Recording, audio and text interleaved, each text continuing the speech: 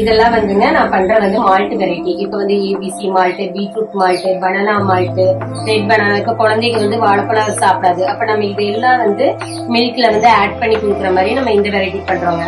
இது பாத்தீங்கன்னா ராகி லட்டு. இப்ப குழந்தைகளுக்கு வந்து சாப்பிடணும், ஸ்நாக்ஸ் சாப்பிடணுங்கும் போது நம்ம வந்து பேக்கரி ஐட்டமா வாங்காம நம்ம இந்த மாதிரி நெய் போட்டு நாட்டு சர்க்கரையில தாங்க நம்ம இந்த வந்து லட்டு வெரைட்டி எல்லாமே பண்றோம்.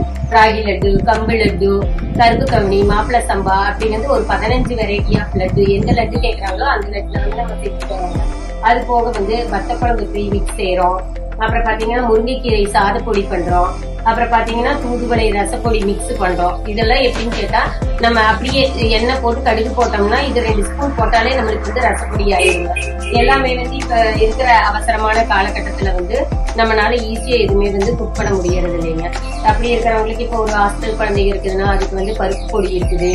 அப்புறம் வந்து முளவாட்டு சூப் மிக்ஸ் இருக்குதுங்க. அப்புறம் பாத்தீங்கன்னா சாம்பார் பொடி, குழம்பு மிளகாய் தூள், கரம் மசாலா எல்லாமே வந்து நம்ம வந்து ப்ரிசர்வேட்டிவும் கெமிக்கலும் இல்லாம நம்ம வந்து பண்ணி கொடுக்குறோம். அப்புறம் பாத்தீங்கன்னா இந்த வெரைட்டில பாத்தீங்கன்னா தோசை மிக்ஸ், திணை தோசை, சோள மிக்ஸ். இதுல எல்லாம் எப்படின்னு பாத்தீங்கன்னா அரிசி வந்து அதிகமா இல்லாம மில்லட்ஸ் வந்து நம்ம அதிகமா இருக்கிற மாதிரி தோசையில பாத்துக்கிறோம்.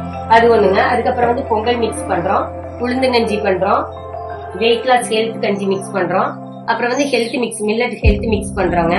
அப்புறம் கஞ்சி மிக்ஸ் வெரைட்டில ஒரு 7-8 வெரைட்டி நம்ம வந்து பண்றோங்க. இப்ப வந்து இது வந்து ஆம்லா புல்கந்துங்க. இந்த ஆம்லா புல்கந்து வந்து நம்ம வந்து குழந்தைகளுக்கு ஒரு 1/2 ஸ்பூன், காலையில 1/2 ஸ்பூன், ஈவினிங் 1/2 ஸ்பூன் கொடுத்தோம்னா நம்ம அது குழந்தைகளுக்கு வந்து பிளட் நல்லா ஊடுறதுக்கு வந்து நம்ம என்னன்னா குழந்தைங்க தனியா ஜூஸோ இல்ல நெல்லிக்காயோ கொடுத்தா சாப்பிட மாட்டாங்க. அப்ப இந்த தேன் மூலியமா ஊற வச்சு நம்ம கொடுக்கும்போது அது வந்து குழந்தைங்க வந்து விரும்பி சாப்பிடுவாங்க. அவங்களுக்கு தேவையான சத்துக்களும் நம்மளுக்கு வந்து கிடைக்கும். அதனால என்னன்னா ஈஸியா மக்கள் பயன்படுத்துறதுக்கு உண்டானது மாதிரி நம்ம வந்து நம்ம ப்ராடக்ட் எல்லாமே நம்ம பண்றோம்.